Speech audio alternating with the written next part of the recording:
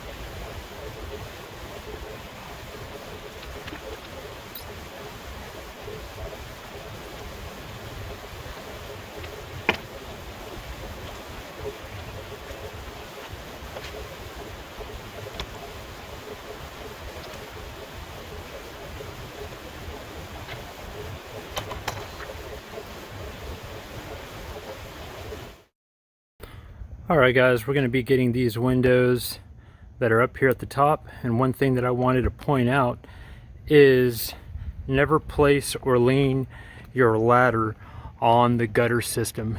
As you guys can see right there, we've got the stabilizer bar or stand-up bar to make sure that that didn't happen.